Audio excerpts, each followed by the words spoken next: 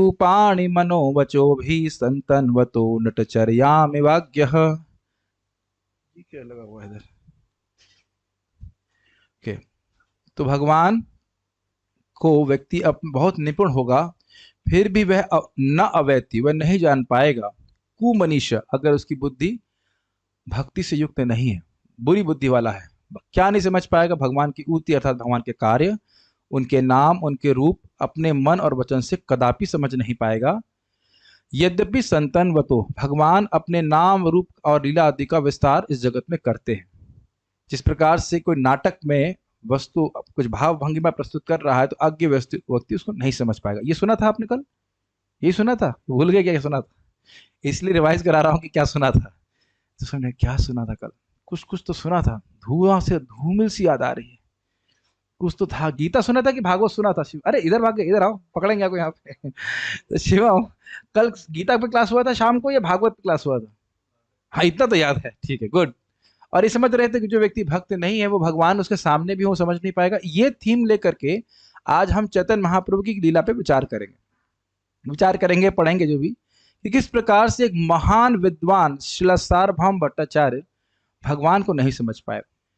और मेरी इच्छा थी कि पहले हम लोग मतलब कुछ ही श्लोक लेंगे, प्रभु जी को बोला भी, लेकिन प्रभु जी ने अच्छा किया, पूरा बना दिया। अब पूरा पढ़ने लगा तो लग रहा है कि पूरा अध्याय कर देना चाहिए, तो चाहे 2 दिन लगे, इसको हम पूरा करने का प्रयास करेंगे। तो आप मेरे संग बोलिए, जय जय श्री चैतन्य जय नित्यानंद,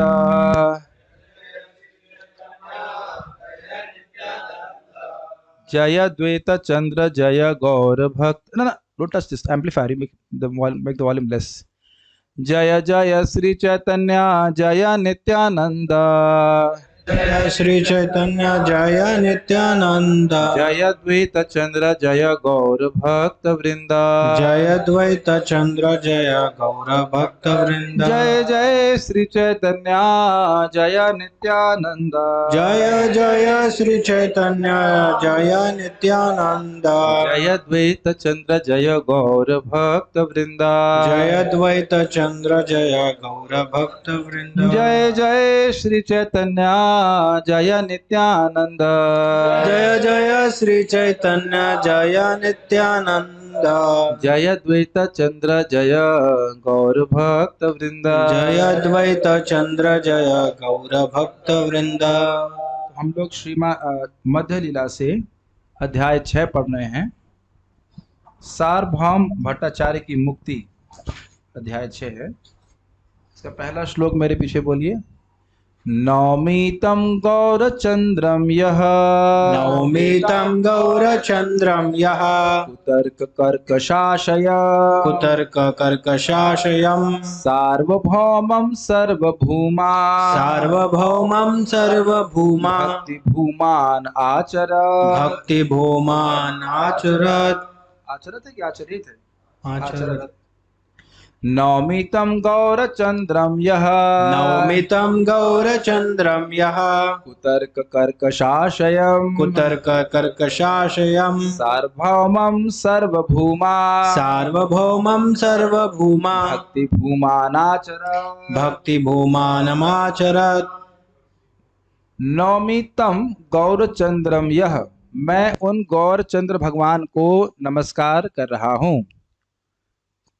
क्यों कर रहे हो, क्या बात है?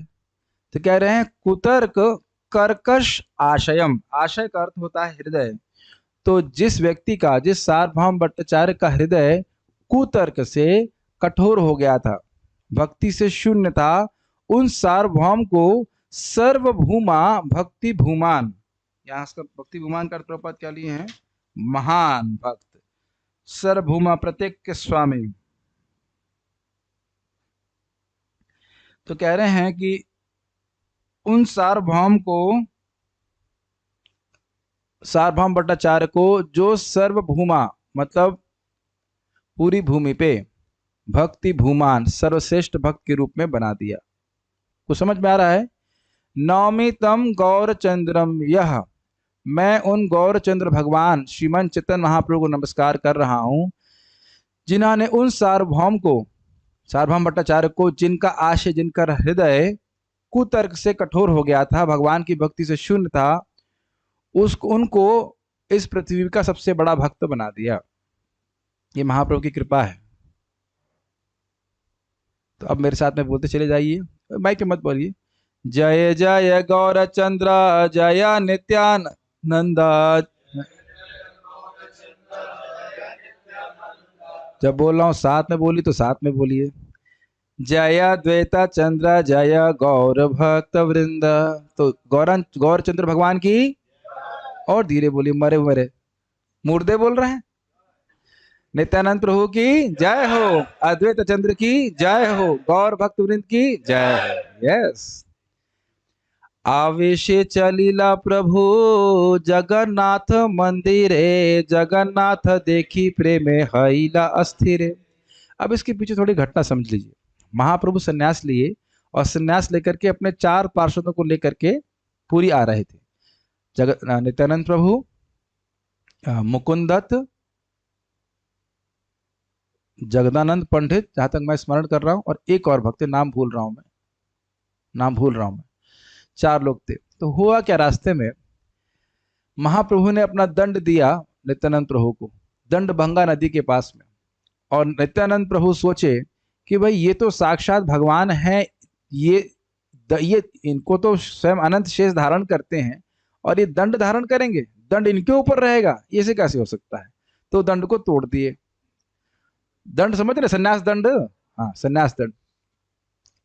तो महाप्रभु आए, पूछे कि भाई मेरा संन्यास दंड क्या कहाँ है। तो नित्यानंद प्रभु कहे, मैं उस पे खड़ा हो गया था, मतलब उस पे सहारा लेके खड़ा था, वो टूट गया।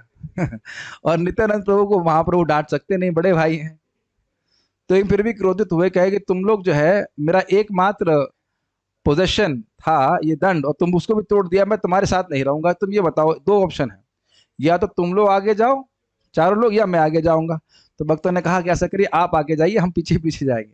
तो महाप्रभु बड़ी तेजी से जगन्नाथपुरी की तरफ आए, और जगन्नाथपुरी का ये जो चक्र है ना ऊपर, उसको देख करके एकदम भावावेशित होगा कि भगवान का दर्शन करूंगा, मैं भगवान का दर्शन करूंगा, ऐसे करके। तो इसीलिए बोल रहे हैं, आवेश चलीला प्रभु जगन्नाथ मंदिरे, मतलब बड़े आवेश में, बड़े उत्साह के संग, बड़े आग्रह के संग वो जगन्नाथ मंदिर की तरफ बढ़े। और जगन्नाथ को जब देखे तो प्रेम के कारण वो अस्थिर हो गए। एकदम हिंदी जैसा है, कोई कठिन नहीं। जगन्नाथ आलंगिते चलीला धाइया, मंदिरे पड़ीला प्रेमे आविष्ट होइया। तो आप समझ रहे हैं कि इस प्रकार से हाथ करके और वो जगन्नाथ जी का आलिंगन करने के लिए दौड़ पड़े। लेकिन जगन्नाथ जी का तो आलिंगन नहीं संभव है इस प्रकार से, और वह प्रेम में आविष्ट होकर के बेहोश होकर गिर पड़े, मंदिरे पड़ीला, गिर पड़े। ठीक है। दैवे सार्वभौम तहा के करे दर्शन, पाड़ीछा मारी ते हो कैला निवारण। दैववश मतलब बाय कोइंसिडेंस, बाय एक्सीडेंट, जैसा भी कह लीजिए, सार्वभौम भट्टाचार्य जो कि राजा के पंडित थे, यानी कि क्या नाम था राजा का, प्रतापरुद्र राजा के पुरोहित कह लीजिए या मंत्री कह लीजिए, मतलब राज पंडित, राज पुरोहित कह लीजिए, राज पुरोहित समय के समान थे। तो वह वहां पे दर्शन करने के लिए आए थे जगन्नाथ भगवान को। तो पड़ीछा मतलब वहां के जो पुजारी थे, वह महाप्रभु को मारना चाहते थे, पिटाई करना चाहते थे, कहां से भावुक आ गया। लेकिन तैहो कैला निवारण, उनका निवारण शिला सार्वभौम भट्टाचार्य जी ने कर दिया, क्योंकि सब लोग जानते थे कि राजपुरोहित हैं, इस कारण से उनकी बात सुनी। ठीक है। प्रभुर सौंदर्य और प्रेमेरा विकार, देखी सार्वभौम हैला विस्मित अपार। स्पष्ट है, प्रभु के सौंदर्य को देख करके और उनके प्रेम के अष्ट सात्विक विकारों को देख करके सार्वभौम बहुत विस्मित हुए। बहुषण चैतन्य नहे भोगेर काल हैला, सार्वभौम मने तबे उपाय चिंतिला। काफी क्षण बीत गए और चैतन्य नहीं हुए, मतलब उनको चेतना, बाह्य चेतना नहीं आई, और भोग काल हो गया, मतलब दोपहर का समय हो गया भोग लगाने का भगवान का। तो सार्वभौम के मन में अब चिंता होने लगी, क्या उपाय करूं, किस प्रकार से चेतना में आए। शिष्य परीक्षा द्वारा प्रभु नीला वहाइया, घर आनी पवित्र स्थाने रखिला शोआइया। तो अपने जो परीक्षा, जो वहां के जो ब्राह्मण लोग थे, उनके शिष्य थे, और उनके द्वारा वह महाप्रभु को उठा करके अपने घर में लेके आए, जो परम पवित्र स्थान था, और वहां पे एक पवित्र स्थान में उनको रख करके सोने के लिए रखा। श्वास प्रश्वास नहीं उदर स्पंदन, देखिया चिंतित हैला भट्टाचार्य मन। ये नहीं हो रहा था। कुछ समझ में आ रहा है? श्वास लेना और प्रश्वास करना ये नहीं हो रहा। तो आप देखते हैं जब सांस लेते हैं छोड़ते हैं तो पेट भी आगे पीछे होता है, वो बाहर अंदर होता है, तो वो सब नहीं हो रहा था। उसको देख करके भट्टाचार्य के मन में चिंता हो गई, कहीं ये मृत्यु को तो नहीं प्राप्त हो गया, भय हो रहा था ऐसे करके। सूक्ष्म तुला आनी नासा अग्रे ते धरीला, ईशित चलय तुला देखी धैर्य हैला। तुला का अर्थ है रुई, कॉटन स्वाप समझते हैं, कॉटन जो छोटा सा, तो वो नाक के पास में रखे। तो सूक्ष्म तुला आनी, एक छोटी सी रुई को लेके आए और नासा अग्रित धरीला, नाक के भाग पे आगे के भाग में रखा। ईशत चले, हल्का सा देखा कि वो रुई हिल रही है, तो उसको उनको धैर्य धारण हुआ कि नहीं, शरीर नहीं छूटा है, ये केवल अष्ट सात्विक, केवल तो नहीं कहना चाहिए ये अष्ट सात्विक विकार से प्रभावित है। वसी भट्टाचार्य मने करे ना विचार, ए कृष्ण महाप्रेमेर सात्विक विचार। तो वहां भट्टाचार्य सोचने लगे, उनके मन में विचार करने लगे, अरे यह तो कृष्ण प्रेम, कृष्ण के महाप्रेम के सात्विक विकार हैं।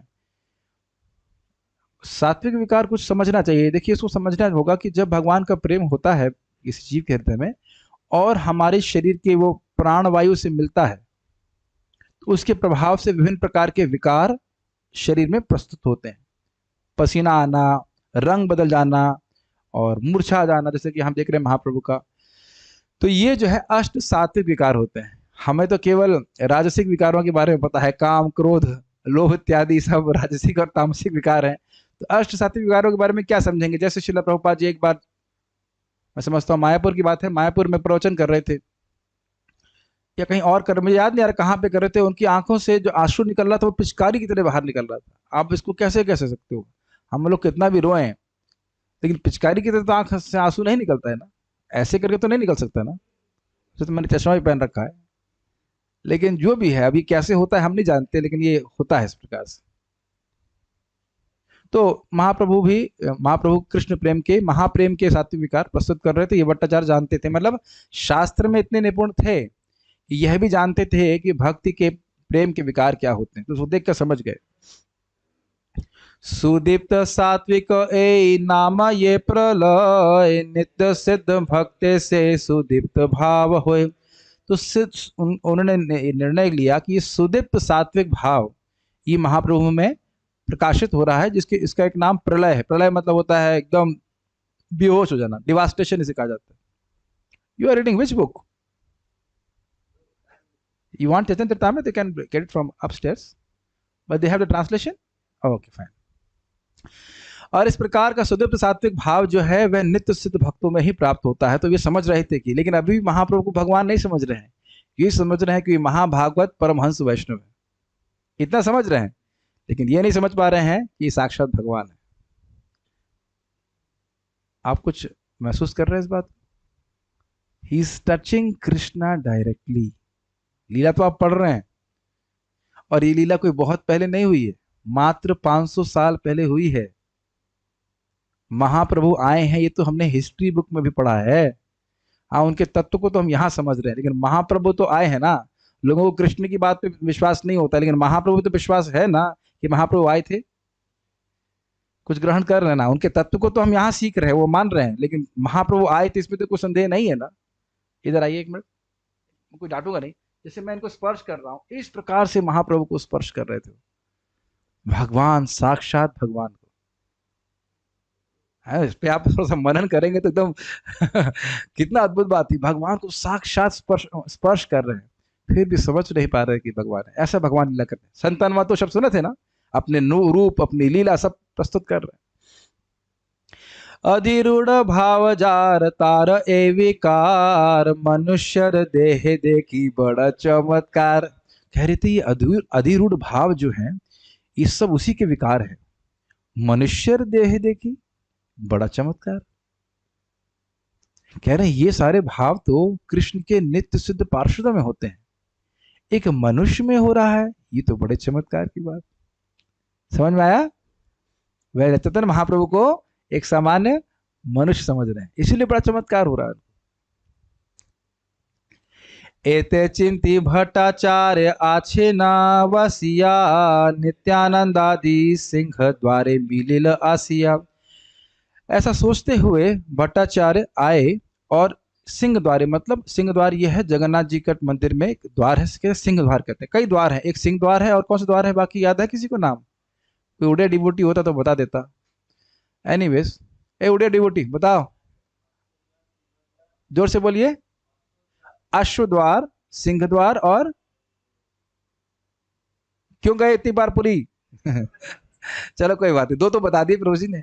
तो सिंह द्वार, सिंह द्वार प्रभु जी सामने वाला है, मेन वाला ना। हाँ, सिंह द्वार पे नित्यानंद प्रभु मिले, क्योंकि आप जान रहे हैं नित्यानंद प्रभु, मुकुंद दत्त और बाकी दो और डिवोटी का नाम भूल रहा हूँ, जहां तक मुझे स्मरण, जगदानंद पंडित वो, और एक और थे याद नहीं आ रहा, चंद्रशेखर आचार्य, मैं याद नहीं आ रहा है, जो महाप्रभु के संग संन्यास लेने के बाद साथ में आए थे। जो भी रहा हो, तो चारों में से चारों के लोग पीछे पीछे आ रहे थे, तो नित्यानंद प्रभु भी आ रहे हैं। तो आप समझ रहे हैं कि वो पुरी के जो मेन द्वार है वहां पे सार्वभौम भट्टाचार्य से मिलते हैं। ताहा सुने लोके कहे अन्यों ने न बात, एक सन्यासी आसी देखी जगन्नाथ। तो वहां वो सुने अन्य लोगों को बातें करते हुए कि एक सन्यासी जगन्नाथ जी को देखने के लिए आए थे। मूर्छित हईला चेतन न है शरीरे, सार्वभौम लैया गेला आपनार घरे। तो ये सब बातें उन्हें कहाँ से सुनी? अन्य लोगों से सुनी कि वे सन्यासी मूर्छित हो गए, उनके शरीर में कोई चेतना नहीं रही, इसलिए सार्वभौम भट्टाचार्य जी उनको अपने घर लेके गए। देखिए एक और बात ध्यान देनी होगी कि सार्वभौम भट्टाचार्य बड़े प्रसिद्ध व्यक्ति थे पुरी में, तो वह चैतन्य महाप्रभु को अपने घर लेके गए हैं, तो सभी लोग समझ जाएंगे कि कोई सामान्य सन्यासी ये नहीं रहे होंगे, कुछ ग्रहण कर रहे हैं ना इस बात को। क्योंकि क्या लीला को ऐसे पढ़ लेते हैं ना, कुछ मनन नहीं करते तो कुछ विशेष लगता नहीं। हाँ ठीक है, महाप्रभु मूर्छित हुए, हाँ ठीक है, नेक्स्ट। सार्वभौम भट्टाचार्य लेके गए अपने घर, हाँ नेक्स्ट। लेकिन थोड़ा सा विचार करेंगे तो लीला बड़ी रुचिकर लगती है। तो आप समझ रहे हैं कि सारे लोग चर्चा कर रहे हैं कि एक सन्यासी आए बड़े विशेष, और महाप्रभु नहीं जान रहे हैं, क्योंकि नाम नहीं जान रख रहे हैं कोई अभी तक। सार्वभौम भट्टाचार्य जी उनको अपने घर में देखे गए। सुनी सबे जानीला ए महाप्रभुर कार, हे ना काले आयला तहा गोपीनाथाचार्य। ये सब जब नित्यानंद प्रभु सुन रहे तो समझ गए कि किसके बारे में बात हो रही है? श्रीमान चैतन्य महाप्रभु के बारे में। हे ना काले, और उसी समय आयला तहा गोपीनाथाचार्य, उस समय गोपीनाथाचार्य आए, जो कि सार्वभौम भट्टाचार्य के बहन के पति, साला कहेंगे बहनोई, बहनोई, साला विल बी डिफरेंट, साला विल बी पत्नी के भाई, लेकिन यहां बोल रहे हैं उनकी बहन के पति, बहन के पति। हाँ जीजा जी कह रही, वो इंग्लिश में सन इन लॉ बोलते हैं ना, तो हम लोग सन इन लॉ मतलब साला, लेकिन सन इन लॉ मतलब यहाँ पे था बहनोई। सन इन लॉ तो बहनोई होता है, दामाद, जो भी मतलब रिश्तेदारी थी, ठीक है जो भी है, यहाँ रिश्ते उखाड़ नहीं जा रहे, पॉइंट समझ गए आप। नदिया निवासी विशारदे राजा माता, महाप्रभुर भक्त ते हो प्रभु तत्व ज्ञाता। नदिया में निवास करने वाले विशारद, महेश विशारद नाम आया है, श्लोक क्रमांक 18 है। तो महेश अविशारद जो थे, उनके जमाता थे ये गोपीनाथ आचार्य जी। हाँ, और कह रहे थे महेश्वर विशारद नाम के नीलांबर चक्रवर्ती के एक सहपाठी थे। नीलांबर चक्रवर्ती कौन है? नीलांबर चक्रवर्ती सची मात्रा के पिताजी हैं, तो महाप्रभु जी के नाना जी, तो सची माता के पिता, और उनके सहपाठी थे महेश्वर विशारद, और उनके दो पुत्र हुए मधुसूदन वाचस्पति और वासुदेव सार्वभौम, जिनके बारे में हम सुन रहे हैं। तो उनके जमाता थे, किनके जमाता? महेश्वर विशारद के। तो दामाद का मतलब तो यही हुआ ना, उनकी बेटी के पति, तो क्या कहेंगे, बहनों, दामाद कहा जाएगा, ठीक है। तो यानी कि इनका संबंध, क्यों बात बताई जा रही है, क्योंकि गोपीनाथ आचार्य और सार्वभौम भट्टाचार्य के बीच में थोड़ी बहस होगी, तो इसलिए सोचना नहीं चाहिए कि कोई अपराध हो रहा है, वो आपस में उनका संबंध इस प्रकार का, इस प्रकार की बात कर सकते हैं। लेकिन मुख्य बात यहाँ पे क्या सीखने वाली है कि महाप्रभु के तत्व के वो ज्ञाता थे, ठीक है, जानते थे महाप्रभु कौन है। मुकुंद सहित पूर्वे आछे परिचय, मुकुंद देखिया ताहा हैला विस्मय।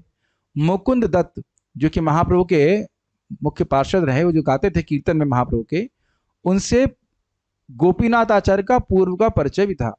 तो मुकुंद दत्त को देख करके उनको बड़ा विस्मय होगा, अरे आप जगन्नाथपुरी में आए हुए।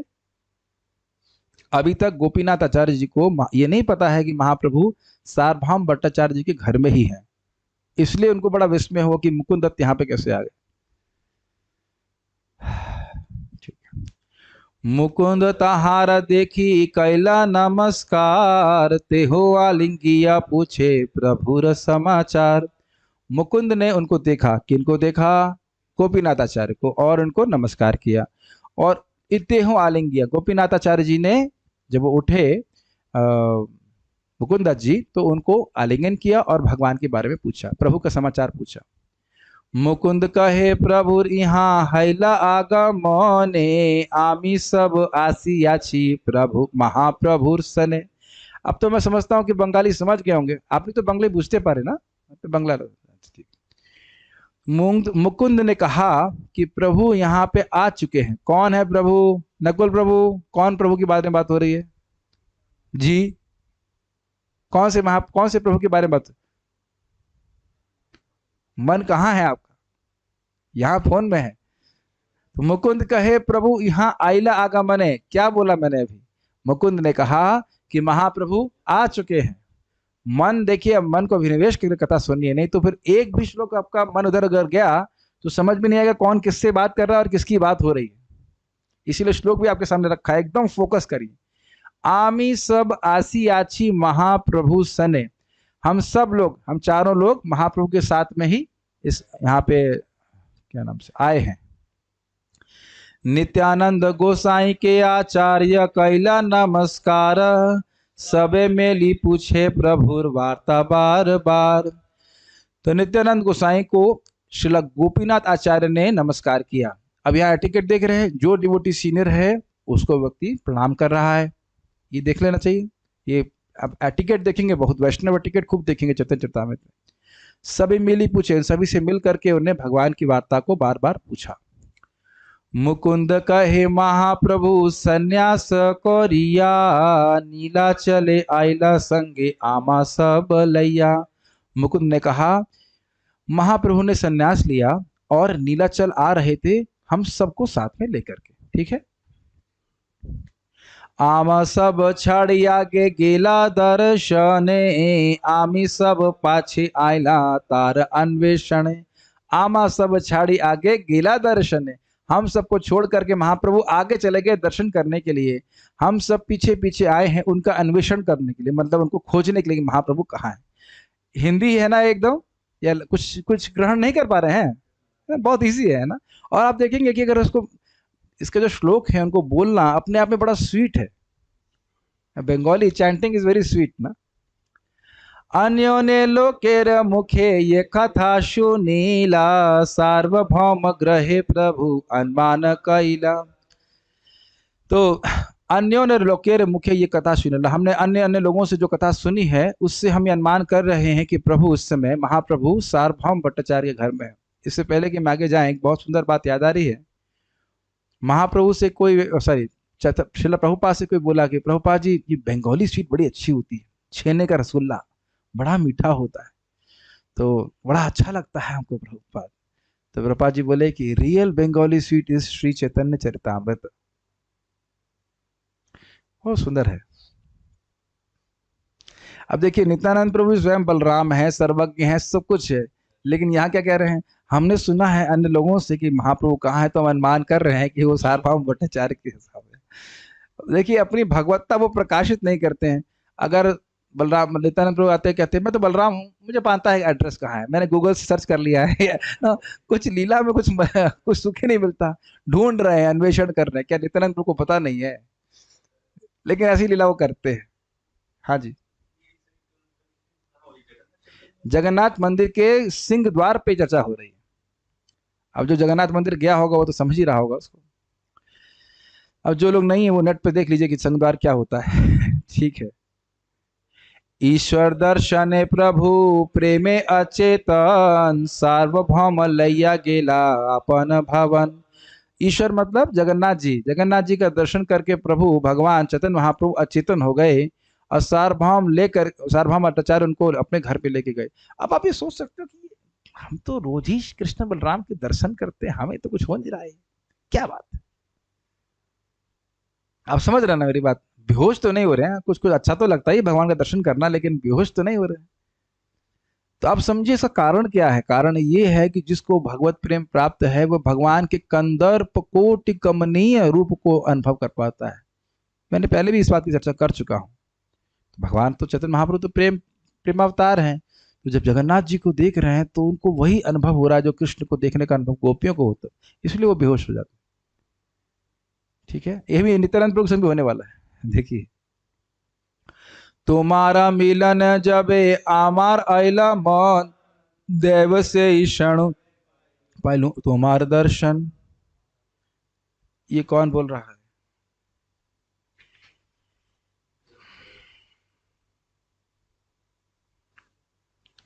जब मैं आपसे मिलने के लिए मन में सोच ही रहा था, तभी आप लोगों का दर्शन हमको प्राप्त हो गया।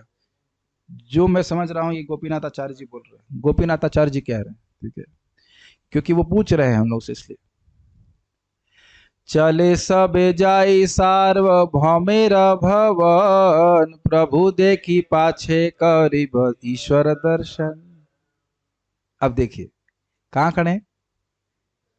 जगन्नाथ जी के गेट के बाहर। और क्या कह रहे हैं? चलो चलो हम सब लोग सार्वभौम जी के घर में जाते हैं, प्रभु देखी पाछे करीब ईश्वर दर्शन। पहले महाप्रभु को देखेंगे, फिर भगवान जगन्नाथ जी का दर्शन करेंगे।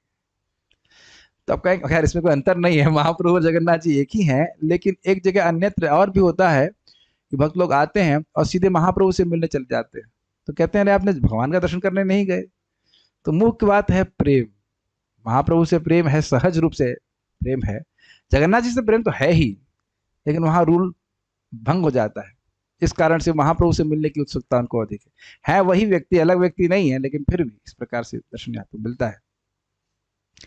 एतशुनि गोपीनाथ सबारे लैया सार्वभौम घरे गेला हर्षित हैया। स्पष्ट है, यह सब सुन करके गोपीनाथ जी सबको लेकर के, उन चारों को लेकर के सार्वभौम के घर गए बड़ा हर्षित होकर के। लेकिन अभी तक वो ये नहीं जान रहे हैं कि महाप्रभु की स्थिति क्या है, ये ध्यान रखिएगा।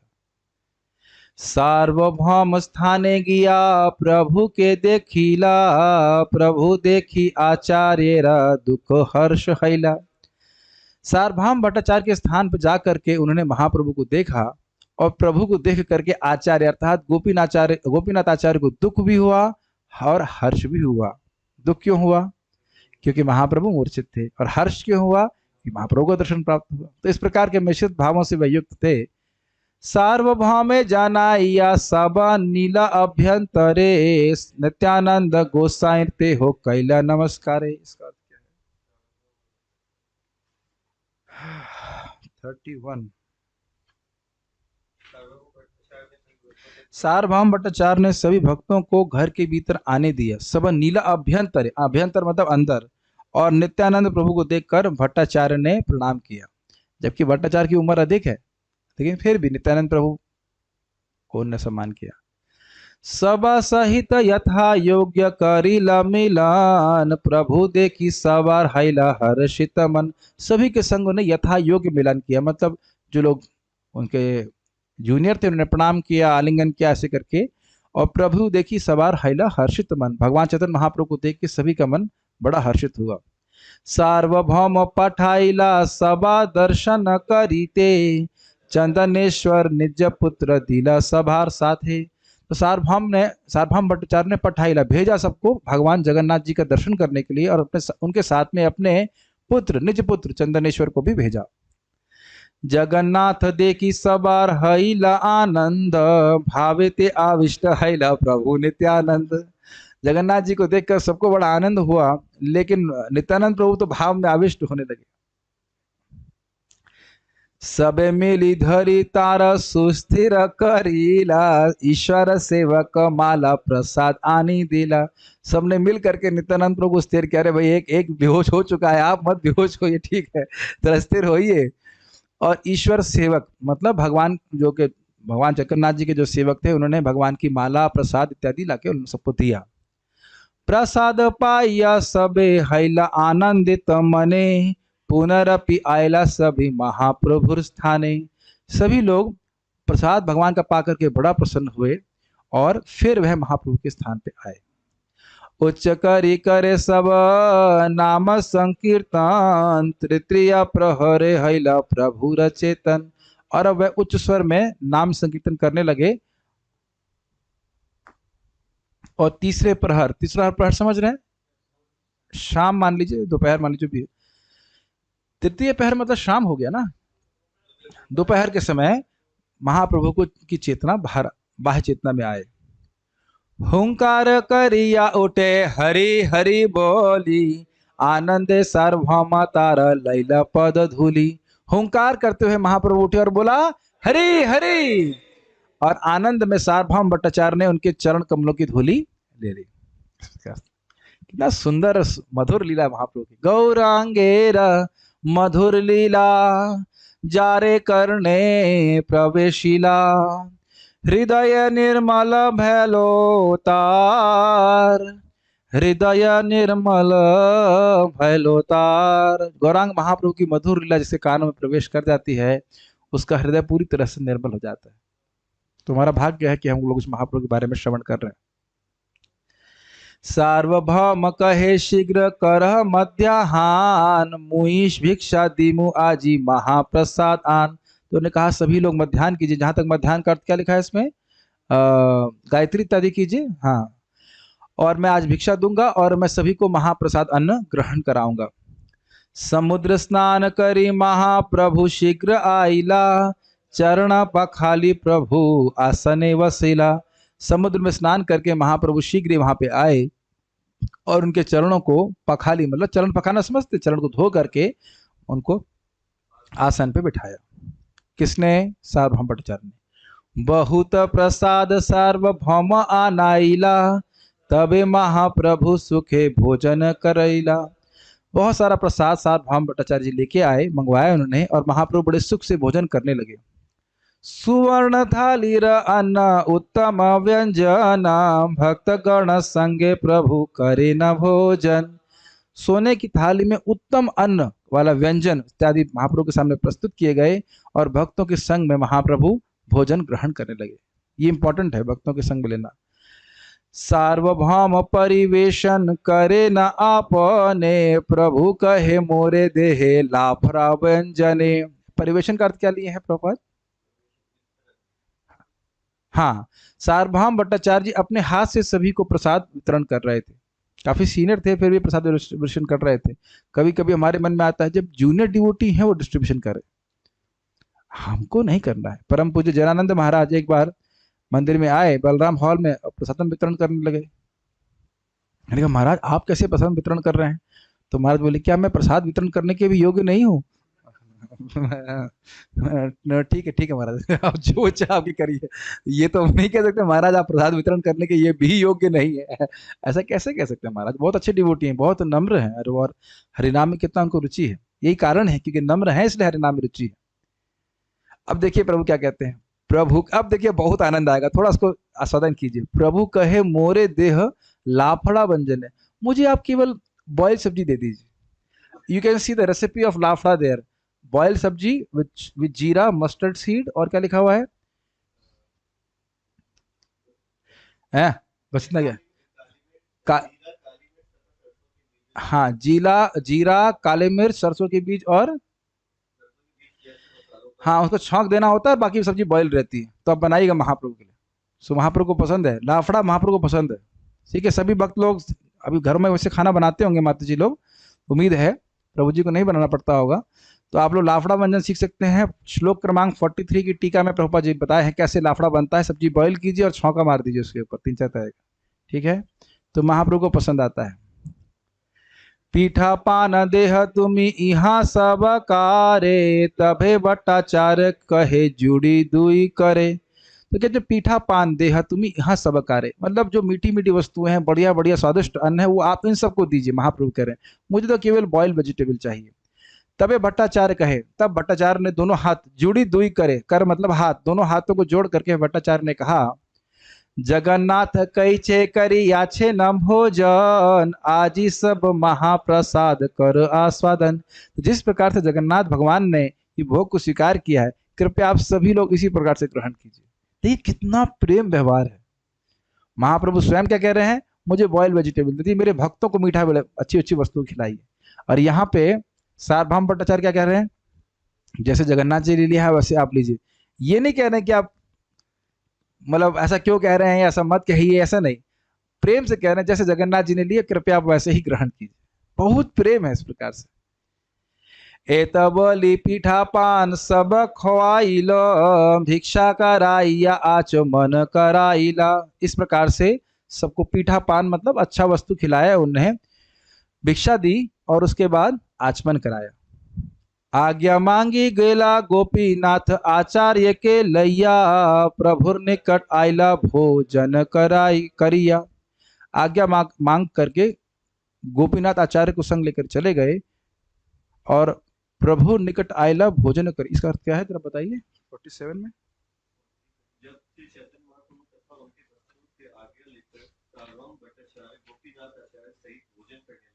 हाँ, तो गोपीनाथ आचार्य का उनसे आज्ञा लेकर के, महाप्रभु से आज्ञा लेकर के सार्वभौम भट्टाचार्य जी और गोपीनाथ आचार्य जी भोजन करने के लिए गए और उसके बाद भोजन करके महाप्रभु के सामने वापस आए। अब देखिए, नमो नारायण बोली नमस्कार कहिला, कृष्णेर मतिर अस्तु बोली गोसाई कहिला। ये बड़े रुचिकर है। देखिए क्या होता है कि सार्वभौम भट्टाचार्य जी मायावाद संप्रदाय के थे। वहां कोई भी सन्यासी होता है, वो उनका ये धारणा होती कि सन्यास लेते ही व्यक्ति नारायण बन जाता है। दंड ग्रहण मात्रेण नरो नारायणम भवेत, ये उनकी धारणा है कि जैसे ही कोई व्यक्ति सन्यास दंड धारण करता है वो नारायण बन जाता है। तो किसी भी सन्यासी को वहां देखते हैं तो क्या बोलते हैं, नमो नारायण, हे नारायण मैं आपको नमस्कार कर रहा हूं। समझ रहे हैं। और महाप्रभु ने क्या कहा, कृष्णेर मतिर अस्तु, आपकी मति कृष्ण में हो। तो यह सुनकर ही वो समझ गए कि यह तो वैष्णव सन्यासी हैं, यह मायावादी सन्यासी नहीं है। ठीक है। तो देख रहे हैं महाप्रभु का उद्धार करने के लिए पहले ही सोच लिए हैं, सारी प्लानिंग है। शूनी सार्वभौम मने विचार करिला, वैष्णव सन्यासी हो वचने जानिला। यह सुन करके सार्वभौम अपने मन में विचार करने लगे, यह तो वैष्णव सन्यासी है। यहां एक पहला झटका लगा उनको। इससे ये समझ लेना चाहिए कि साधुओं को उनके बाह्य अपीयरेंस से नहीं, उनकी शिक्षा से, उनके वचनों से समझना चाहिए। कभी कभी लोग दीक्षा लेने के लिए सोचते हैं, इससे दीक्षा लेंगे क्योंकि बड़े अच्छा लग रहे हैं, बड़े प्रभावशाली लग रहे हैं, ये है वो है। लेकिन साधुओं को आंख से नहीं कान से देखा जाता है। समझ रहे ना मेरी बात। तो इसलिए यहाँ पे आप देख रहे हैं किस प्रकार से महाप्रभु ने जैसे बोला कृष्ण मति रस्तु, तो वो तुरंत समझ गए कि ये तो वैष्णव सन्यासी है, मायावादी सन्यासी नहीं। गोपीनाथ आचार्य कहे सार्वभौमा, गोसाईर जानीते चाही कहाँ पूर्वाश्रम। तो गोपीनाथ आचार्य से सार्वभौम भट्टाचार्य ने कहा, मैं ये जानना चाहता हूं कि गोसाई मतलब इन सन्यासी का पूर्व आश्रम क्या है, मतलब पिछले आश्रम, सन्यास आश्रम में लेने से पहले इनके क्या मतलब सिचुएशन थी, क्या स्थिति, बताइए आप। गोपीनाथ आचार्य कहे नवद्वीप घर, जगन्नाथ नाम पदवी मिश्र पुरंदर। गोपीनाथ आचार्य जी ने कहा कि इनका पूर्वाश्रम में घर कहाँ था, नवद्वीप में था। जगन्नाथ नाम पदवी मिश्र पुरंदर, इनके पिताजी का नाम जगन्नाथ मिश्र पुरंदर था, पूरा नाम इस प्रकार से था। विश्वंभर नाम हर तहा इहो पुत्र, नीलांबर चक्रवर्ती है न दौहित्र। विश्वंभर इनका नाम था और ये इनके पुत्र थे। किनके पुत्र, जगन्नाथ मिश्र पुरंदर के। समझ रहे हैं। नीलांबर चक्रवर्ती है न दौहित्र, ये नीलांबर चक्रवर्ती के नाती हैं। कुछ कुछ ग्रहण कर रहे हैं। नीलांबर चक्रवर्ती अमरनाथ प्रभु कौन है पता है? सची माता के पापा। आप लोग पापा क्या बोलते हैं तेलुगु में? हाउ डू से पापा? ताता। So Nilambar Chakravarti was the ताता ऑफ सची माता। ताता of Sachi Mata. Now is easy to remember. दादा। एनीवेज, तो एनी हाउ समझ गए ना? नीलांबर चक्रवर्ती चैतन्य महाप्रभु के नाना थे और नीलांबर चक्रवर्ती के मित्र थे महेश्वर विशारद, जिनके बेटे सार्वभौम भट्टाचार्य थे। तो रिश्ते में क्या लगेंगे? कुछ नहीं समझ में आ रहा है। नीलांबर चक्रवर्ती महाप्रभु के नाना, ठीक? नाना नाना, अरे नाना, नाना मीन्स हिंदी, ठीक? और नीलांबर चक्रवर्ती के मित्र हुए महेश्वर विशारद। तो एक तरह से कहिए महेश्वर विशारद भी सार्वभौम महाप्रभु के नाना, और उनके बेटे हुए सार्वभौम भट्टाचार्य। तो आप मोटा मोटा मान लीजिए कि मामा कह सकते हैं। मातृभाव तो रहेगा ना, मामा कह सकते, कुछ तो ग्रहण कर रहे हैं ना इस प्रकार से। तो यानी कि ये मैं इसलिए बता रहा हूं क्योंकि इसको सुनते ही सार्वभौम भट्टाचार्य जी का महाप्रभु के प्रति वात्सल्य भाव हो गया, इसलिए व्याख्या की जा रही है। नीलांबर चक्रवर्ती है ना दहित्र, ये सुन करके ही सार्वभौम भट्टाचार्य जी के मन में आ गया। मिश्र पुरंदर तार मान्य है न जानी, पितार संबंधे दोहा के पूज्य करी मानी। इसका अर्थ क्या है? हाँ, कह रहे थे कि मेरे पिता मतलब महेश्वर विशारद सार्वभौम भट्टाचार्य जी कह रहे थे कि मिश्र पुरंदर यानी जगन्नाथ मिश्र पुरंदर, जगन्नाथ मिश्र जो महाप्रभु के पिता हैं उनका बड़ा सम्मान करते थे, बड़े फेमस स्कॉलर थे, भक्त थे। पिता के संबंध में दोनों को पूज्य मानते थे। नदिया संबंधे सार्वभौम हृष्ट हैला, प्रीत हैया गोसाई र कही तेला गीला। तो नदिया के संबंध से सार्वभौम बड़े प्रसन्न हो गए, अरे ये तो हमारे संबंध में है। तो उनको बड़ी प्रीति हुई और गोसाई मतलब श्रीमन चैतन्य महाप्रभु गोसाई से वह कुछ कहने लगे। सहजे पूज्य तुम्ही अरे ते सन्यास, अते हैया तुम्हार आमी निज दास। अरे आप तो सहज रूप से पूज्य है क्योंकि आप जगन्नाथ मिश्र के बेटे हैं और उस पर भी आपने संन्यास लिया है, इसलिए मैं आपका दास हूं। अभी देखिए दास क्या करता है। सुनी महाप्रभु कैला श्री विष्णु स्मरण, भट्टाचार्य कहे किछु विनय वचन। यह सुन करके महाप्रभु श्री विष्णु का स्मरण करने लगे और भट्टाचार्य को कुछ बड़े विनय से कहने लगे। ये महाप्रभु की शैली है, बड़े प्रेम से बोलते हैं और फिर नीचे से कारपेट खींच लेते हैं। बड़े प्रेम से बोलते हैं मैं तो बहुत दीन हूं, मैं क्या करूं, आप मुझे समझाइए। ये देखना भी क्या करने वाले हैं, देखिएगा। अब देखिए, तुम्ही जगत गुरु सर्व लोक हित करता, वेदांत पढ़ाओ सन्यासी र उपकर्ता। अब देखिए क्या करें, आप तो जगत गुरु हैं। किसको बोल रहे हैं? सार्वभौम भट्टाचार्य है, ये भगवान है, ये भगवान। लेकिन लीला देखो, अब देखो कर रहे ना, संतन मतों वाली बात आ रही थी ना, अपने नाम रूप लीला प्रस्तुत कर रहे हैं ना। सार्वभौम भट्टाचार्य समझ ही नहीं पा रहे कि महाप्रभु की ये लीला चल रही। करे आप तो जगत गुरु हैं, सर्वलोक हित करता, पूरे विश्व के हित करने वाले हैं। आप तो सन्यासियों को वेदांत पढ़ाने वाले हैं, उनके उपकार करने वाले हैं। मैं आपको दास के रूप में कैसे स्वीकार कर सकता हूं? अब देखिए आमी बालक सन्यासी भांद मंद नहीं जानी, तुम्हार आश्रय नीलू गुरु करी मानी। मैं तो बालक सन्यासी हूं, मेरे लिए क्या अच्छा है और क्या बुरा है मैं नहीं जान रहा हूं। मैं आपके आश्रय में हूं, आपको गुरु मान रहा हूं।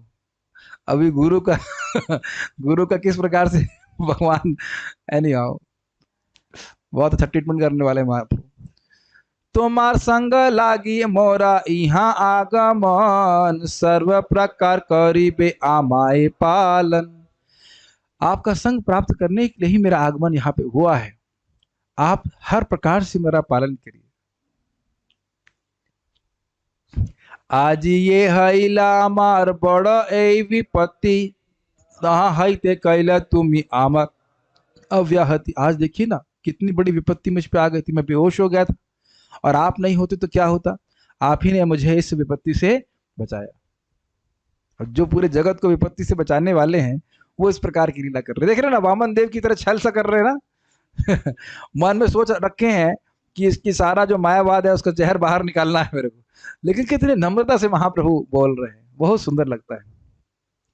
भट्टाचार्य कहे एकले तुमी न जायह दर्शने, आमार संगे जाबे किंवा आमार लोक सने। भट्टाचार्य ने कहा, देखिए आप कभी अकेले जगन्नाथ जी का दर्शन करने मत जाइएगा। यदि आप या तो हो मेरे संग जाइएगा या हमारे किसी व्यक्ति के साथ जाइएगा। अब देख रहे हैं ना, तुरंत ही वात्सल्य भाव भट्टाचार्य जी का वहां प्रस्तुत हो गया। प्रभु कहे मंदिर भीतरे ना जाइबा, गरुड़ेरा पाशे रही दर्शन करीबा। तो महाप्रभु ने कहा कि मैं मंदिर के भीतर कभी नहीं जाऊंगा, और गरुड़ स्तंभ है वहां पे, उससे थोड़ा दूरी पे है, जगन्नाथ जी से थोड़ी दूरी पे है, वहां रह के ही दर्शन करूंगा। आज भी अगर आप जगन्नाथपुरी जाते हैं तो वहां पे आप महाप्रभु की उंगली के चिन्ह उसमें देख सकते हैं। महाप्रभु उस पे, उस गरुड़ स्तंभ पे हाथ को रख करके या सपोर्ट लेकर खड़े होते थे, तो प्रेमाविष्ट होने के कारण वो पत्थर पिघल गया था। आज भी महाप्रभु के वो चिन्ह वहां पे हैं हाथ के, आप लोग दर्शन कर सकते हैं। अब मेरे से मत बोलना प्रभु जी आप कब पूरी की ट्रिप करा रहे हो, ये मत नहीं बोलिएगा, क्योंकि मैं हाँ, हमारे पार्थ प्रभु करने के लिए तैयार हैं और यादव पति प्रभु भी करा सकते हैं। मैं बहुत लेजी बॉय हूँ। मेरे मुल्ला की दौड़ मस्जिद तक, यहाँ से मंदिर, मंदिर से वापस, फिर वहां से वापस, नहीं यहाँ से मंदिर, मंदिर से गोमाता, गोमाता से यहाँ वापस, फिर वापस उसके बाद मंदिर, मंदिर से गोमाता, गोमाता से वापस, फिर यहाँ से फिर वापस, ऐसे होती है। तो मुल्ला की दौड़ मस्जिद तक ही होती है। मुझे घूमने में उतना रुचि नहीं होती है, लेकिन गुणामणि प्रभु को तो लेके गए थे, हाँ तो लेके गए थे, सब देख चुके हैं, बहुत सुंदर स्थान है। एक बात तो है, जब आप चैतन्य महाप्रभु की लीला को पढ़ें तब रियली पूरी जाने की इच्छा होती है, क्योंकि जिस जिस स्थान में आप जाते हैं, वैसे देखिए बात तो, मैं तो थोड़ा आलसी हूँ, लेकिन सिद्धांत ये है कि जहाँ पे भगवान ने लीला करी है उन स्थानों का दर्शन करने से और वहां पे जो लीला करी उनका श्रवण करने से कृष्ण प्रेम विकसित होता है। ये बृहत भागवतामृत में भी है, और अब हम लोग दशम स्कंद में भी बात को पढ़ रहे हैं कि जहाँ से नंद बाबा थे, जो भी वहां पे जब ब्रजवासी थे, वो जहां जहां पे भी कृष्ण की लीला को देखते, वो स्मरण करके कृष्ण प्रेम और बढ़ जाता। ये एक्चुअली सिद्धांत है। अब दुख की बात यह है कि मैं बहुत लेजी हूँ, मुझे मैनेजमेंट करने में दिक्कत होती है, तो इसलिए हाँ, क्योंकि जो एक बार दर्शन करके आया है वो यहाँ बैठे बैठे भी उन सब स्थानों का स्मरण कर सकता है कि जगन्नाथ जी हैं, बड़ा दिव्य स्थान है जगन्नाथ जी का, बहुत सुंदर स्थान। पीछे नरसिंह देव जी का मंदिर है इत्यादि। जो हम लोग नरसिंह आरती भी सुबह गाते हैं, वो स्वयं महाप्रभु नरसिंह देव जी, मतलब जगन्नाथ मंदिर के पीछे जाकर के नरसिंह देव जी को अर्पित किया करते थे वो प्रार्थना। एक एक, सब चैतन्य चरितामृत में लिखा हुआ है, प्रभुपाद अपने मन से कुछ भी नहीं दे रहे, सब कुछ जो स्वयं श्रीमन चैतन्य महाप्रभु प्रार्थना रोज नरसिंह देव को अर्पित करते, वही हम लोग भी करते हैं। आकाश प्रभु प्लीज उसे बना दीजिएगा, हम लोग अपने मॉर्निंग प्रोग्राम में ऑनलाइन वाले में नहीं कर रहे हैं, तो उसको मैं कल से शुरू करना चाहता हूँ, अगर हो सके तो। नरसिंह आरती आनी चाहिए सबको गाने के लिए, ठीक है। स्वयं महाप्रभु उसको करते हैं, और जयदेव गोस्वामी इसको लिखे हैं दूसरे वाले भाग को। पहला वाला भाग कहाँ से नहीं मुझे पता, लेकिन चैतन्य महाप्रभु उसको गाते थे, ठीक है। ओके, तो महाप्रभु कह रहे कि मैं अंदर नहीं जाऊंगा, गरुड़ स्तंभ से दर्शन करूंगा। गोपीनाथ आचार्य के कहे सार्वभौमा, तुम्हें गोसाइर लैया कराई यह दर्शन। तो गोपीनाथ आचार्य को सार्वभौम जी ने कहा कि आप गोसाई चैतन्य महाप्रभु को ले जाइए और उनको दर्शन कराइए। आमार मात्र स्वसा गृह निर्जन स्थान, तहाँ वास देह कर सर्व समाधान। तो कह रहे हैं मेरे मात्र स्वसा गृह मतलब मेरी माता की बेटी का घर है ना, स्वसा मतलब बहन, सॉरी हाँ, मेरी मौसी, मेरी मात्र स्वसा मतलब मेरी माँ की बहन का घर एक निर्जन स्थान में है। अब जो पूरी गया है वो समझ रहा है कि कौन सा स्थान है वो, जहां महाप्रभु रहते थे, तो पता है ना क्या कहते हैं उसको, गंभीरा। तो वो स्थान पे उनको मतलब उन्होंने दिया कि वो निर्जन स्थान है, वहां पे उनको स्थान दीजिए रहने के लिए, और सब और बाकी जो भी इनकी आवश्यकता है उसको पूर्ण कीजिए। किसको बोला? गोपीनाथ आचार्य को श्रीला सार्वभौम भट्टाचार्य जी ने कहा। गोपीनाथ प्रभु लैया तहाँ वासा दिला, जल जल पात्रादिक सर्व समाधान कैला। गोपीनाथ जी ने महाप्रभु को लेकर के उस स्थान पे गए, और वहां पे जो भी इनके रहने की व्यवस्था थी वो व्यवस्था की, जल दिया, जल का पात्र इत्यादि दिया। और दिन गोपीनाथ प्रभु स्थाने गिया, शय्योत्थान दर्शन कराइला लैया। और अन्य दिन गोपीनाथ जी भगवान के स्थान पे गए, घर पे गए, और शय्योत्थान मतलब सुबह का जो आरती होती उसको दर्शन कराने के लिए वो लेके गए। तो मंगल आरती महाप्रभु भी जा रहे हैं, कोई महाप्रभु से अधिक एडवांस तो नहीं समझ रहा ना अपने आप को। ठीक। मुकुंद लैया आइला सार्वभौम स्थाने, सार्वभौम किछु तार बलिला वचन। मुकुंद दत्त को लेकर के गोपीनाथ आचार्य सार्वभौम भट्टाचार्य के स्थान पे आए और सार्वभौम जी उनसे कुछ कहने लगे। देखिए मैं सब बातें इसलिए बोल रहा हूँ, पूरा इसलिए पढ़ा रहा हूँ तो कि एक बार दिमाग में बैठ जाए कि सार्वभौम भट्टाचार्य जी का उद्धार है क्या। क्योंकि आप देखें कई बार प्रवचन में रेफर कर देता हूं मैं कि सार्वभौम भट्टाचार्य, सार्वभौम भट्टाचार्य का उद्धार, ये हुआ वो हुआ। पूरा एक बार तो श्रवण करना चाहिए ना, तब तो समझ में आएगा मैं बोल क्या रहा हूँ। नहीं तो वो बातें ना गोल सी हो जाती, कौन सार्वभौम भट्टाचार्य, उसका उद्धार कैसे हुआ, किसने किया, क्या कारण था, वो कुछ समझ ही नहीं आता। तो इसलिए हम यहाँ लेकर के बोल रहे हैं।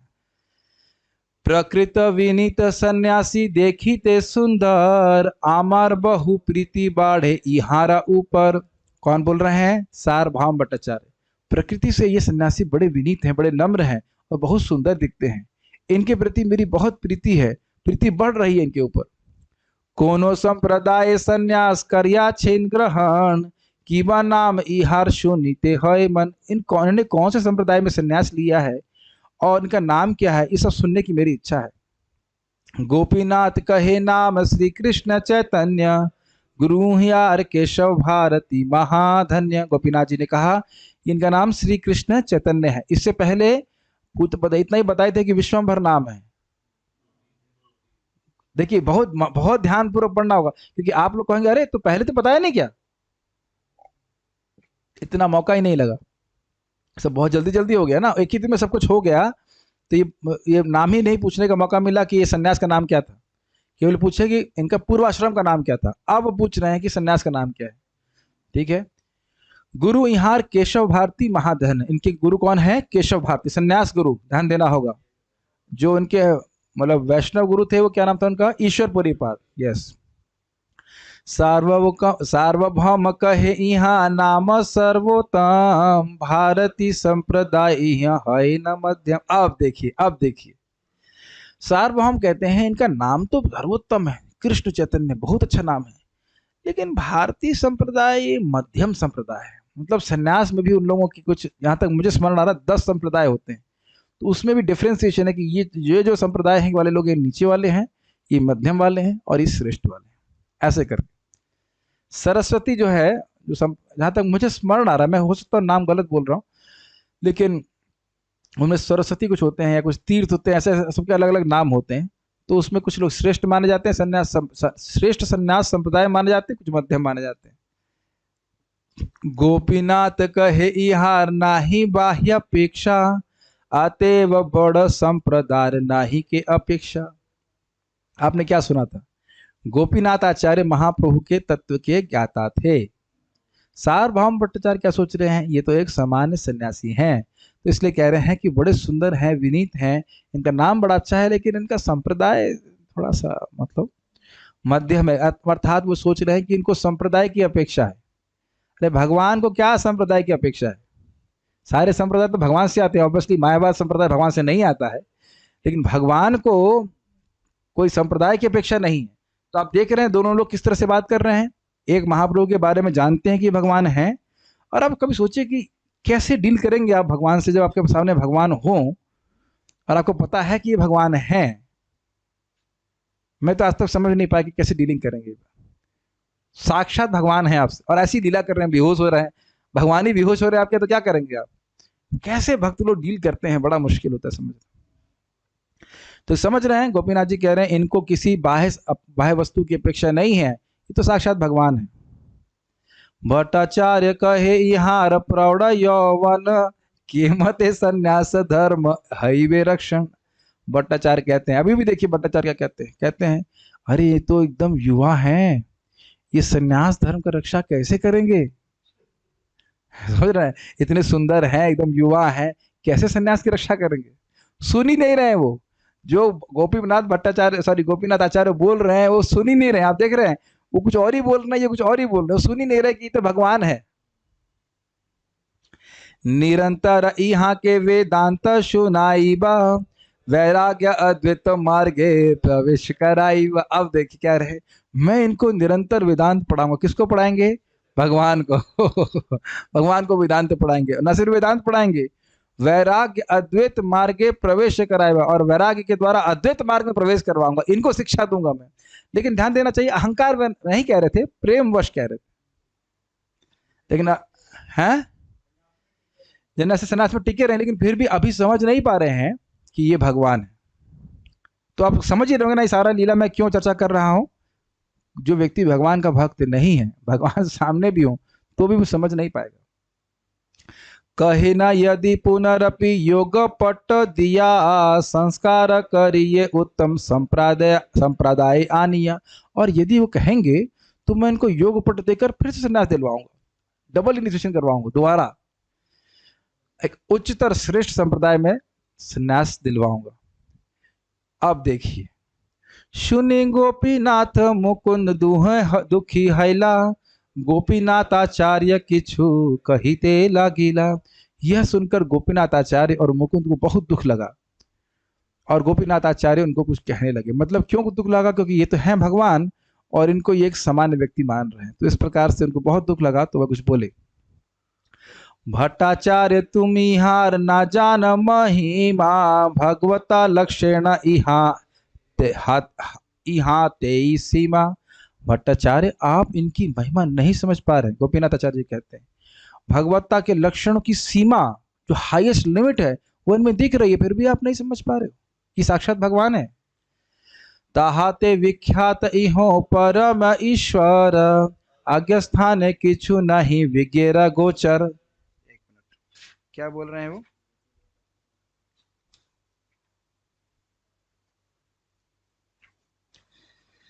श्री चैतन्य महाप्रभु पूर्ण पुरुषोत्तम भगवान के रूप में विख्यात हैं। इस विषय में अनजान व्यक्ति तत्ववेत्ताओं के निर्णय को अत्यंत कठिनाई से समझ पाते हैं। जरा फिर से वो श्लोक दिखा दिया जाए।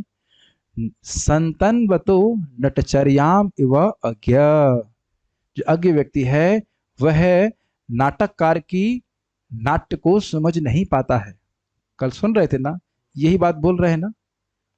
जो विज्ञ हैं वो भगवान की बात को जानते हैं, लेकिन जो अज्ञ व्यक्ति हैं वो भगवान की लीला इत्यादि को कुछ नहीं समझ पाते। अब देख रहे हैं मैं इस पूरा लीला क्यों पढ़ा रहा हूं। और यहां तक कि सार्वभौम भट्टाचार्य जो वेदांत को सन्यासियों को पढ़ाते थे, वह भी भगवान को नहीं समझ पा रहे, जबकि भगवान एकदम सामने है। तो इसलिए भक्त बनने से भगवान समझ में आता है, और जबकि दूसरा व्यक्ति समझ रहा है। शिष्य, हाँ अब देखिए, चेले भी बोलना चालू किए। गुरुजी तो बोल ही रहे थे, चेले बोल रहे हैं। शिष्य गण कहे ईश्वर कह कौन प्रमाणे, आचार कहे विज्ञ मत ईश्वर लक्षण। शिष्यगण ने कहा, भाई ये ईश्वर हैं, ये कौन प्रमाण आपको पता है, किसके आधार पे आप कह रहे हो। अच्छा, प्रभुपाद जी इस बात में इनकी वह सराहना करते हैं। प्रभुपाद इस बात की सराहना करते हैं कि वह ये प्रमाण जान रहे थे, वह प्रमाण जानना चाहते थे कि किस आधार पे आप महाप्रभु को भगवान के अवतार या भगवान के रूप में स्वीकार कर रहे हैं। लेकिन उनकी दिक्कत यह है कि वह प्रमाण अपनी इंद्रियों और तर्क को मान रहे थे।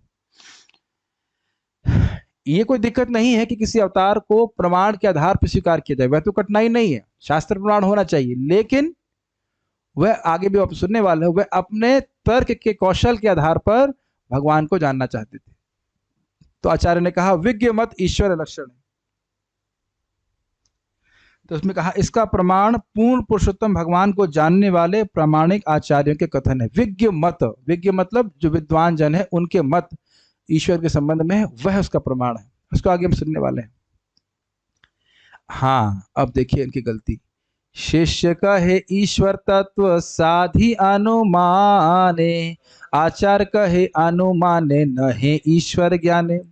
इनके सार्वभौम भट्टाचार्य के शिष्यों ने कहा कि ईश्वर के तत्व को हम अनुमान से समझेंगे, हाइपोथेसिस, लॉजिकल हाइपोथेसिस, तर्क इत्यादि के द्वारा हम भगवान के तत्व को समझने का प्रयास करेंगे। लेकिन आचार्य ने कहा कि क्या नहीं, ईश्वर के ज्ञान को आप अनुमान से नहीं समझ सकते। यह भी हो सकता है और वो भी हो सकता है, और ये भी कोई गलत नहीं है और वो भी हो सकता है। इसको कहते हैं अनुमान। जैसे भी बाहर से अगर कोई बाहर भी गाड़ी से आपने आवाज सुनी, कौन सी गाड़ी थी? स्प्लेंडर, वेस्पा, वेस्पा तो बंद हो गया, टवेरा, क्या क्या अनुमानित तो करेंगे ना आप।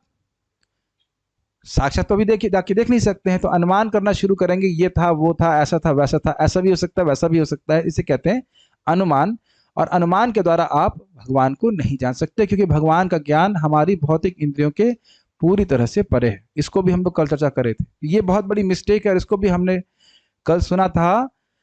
निपुणेना मनोवचो भी निपुणेना, मानसे और वाणी की निपुणता के द्वारा धातुर विधाता के भगवान के नाम रूप और उति यानी कार्यों को नहीं समझ सकता।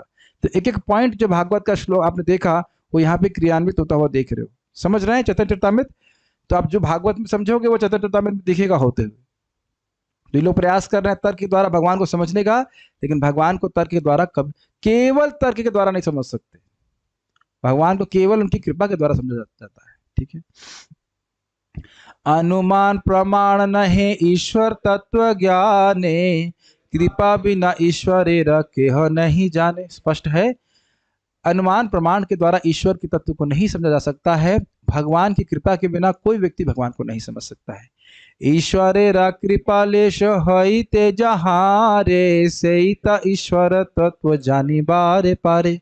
जिस व्यक्ति के ऊपर ईश्वर की, भगवान की थोड़ी बहुत कृपा भी हो जाती है, वह भगवान के तत्व को समझ पाता है। अथापि ते देव पदाम्बुजद्वया प्रसादलेशानुग्रहीत एव हि, जानाति तत्वं भगवन् महिम्नो न चान्य एकोपि चिरन विचिन्वन। ये श्लोक किसने बोला है? ये श्लोक ब्रह्मा जी ने बोला है। ब्रह्मा जी अपनी प्रार्थना में दशम स्कंद, ना ब्रह्म संहिता नहीं, दशम स्कंद 14वां अध्याय भागवत, इसमें श्लोक को बोलते हैं और भगवान कृष्ण को प्रणाम कर रहे हो, कहते हैं अथापि, अथ इसलिए, अथापि ते देव, हे क्रीड़ा प्रणायन भगवान कृष्ण, पदाम्बुजद्वय, आपके जो दो चरण कमल हैं उनको कौन समझ सकता है? जिसको प्रसाद लेश अनुग्रहित एव ही, जो निश्चित रूप से वही समझ सकता है जिसको आपके चरण कमलों का लेश मात्र भी कृपा प्राप्त हुई है। अनुग्रहित समझते हैं? अनुग्रहितोस्मि मतलब मुझे, ग्रह मतलब पकड़ना, अनुग्रहित मतलब मिलना, जिसको प्राप्त हुई है। जो व्यक्ति भगवान के चरण कमलों के थोड़ा से भी कृपा प्रसाद को प्राप्त किया है वह समझ सकता है। क्या समझ सकता है? जानाति तत्वम भगवन महिम्नो, भगवान की महिमा के तत्व को समझ पाएगा। न च अन्यो एकोपि चिरन विचन्वन, वह एक भी तत्व कुछ नहीं समझ सकते, चाहे वो हजारों हजारों साल तक विचार करते रहें, मंथन करते रहें, लेकिन वह भगवान को नहीं समझ सकते। तो यह श्लोक क्यों कोट किया गया है गोपीनाथ भट्ट आचार्य जी के द्वारा? यह समझाने के लिए कि ईश्वर के तत्व को उनकी कृपा के द्वारा ही समझा जा सकता है। इसको हम लोग जब हम लोग 1.3.38 सुनेंगे तो उसमें समझ लेंगे कि ईश्वर की कृपा किसको प्राप्त होती है। मैं फिर से बता दे रहा हूं, यो माया संतत्यानुवृत्तिया भजे तत्पाद सरोज गंधम, जो निष्कपट भाव से, निरंतर और अनुकूल भाव से कृष्ण को प्रसन्न करने की भावना से भजन करता है, तो उसको भगवान के चरण कमल के गंध की प्राप्ति होती, भक्ति की प्राप्ति होती है, वह भगवान को समझ पाता है। कौन से गुण है? 3, निष्कपट, निरंतर और अनुकूल भाव से कृष्ण का भजन करता है। अनुकूल, निष्कपट, निरंतर, निरंतर, अनुकूल, निष्कपट, घुमा फिरा कहीं भी देख लीजिए, लेकिन 3 चीज होने जरूरी है। ये नहीं कि एक दिन भजन किया और आज एक भक्त बोल रहे थे, प्रभु जी आप इतनी सारी बातें बोलते हैं, हम कैसे समझें? अरे भजन कीजिए, आप भक्ति करेंगे धीरे धीरे करके आपको बातें समझ में आने लग जाएंगी। समझ रहे हैं बात? फिर से रिपीट कीजिए, निष्कपट, निरंतर और अनुकूल, ये भाव से। ठीक है। आज ही मैं एक भक्त को बोल रहा था, शाम का जब हम लोग जप कर रहे थे तो इधर देख के जप कर रहे थे, जप कर रहे हैं लेकिन खिड़की से बाहर देख रहे। हो सकता है श्याम सुंदर के दर्शन हो गए, वो मुझे नहीं पता, वो एक अलग बात है, मैं नहीं जानता कि क्या दर्शन हो रहा था उनको, लेकिन उसका एक माता जी भी ऐसे ही देख रही थी उधर कहीं। तो मैंने कहा वो, मान लीजिए आपको बोला जाए कि आपको बाण मारना है कहीं, बाण मारना है कहीं, तो इधर देख के, खिड़की में देख के बाण मारेंगे आप?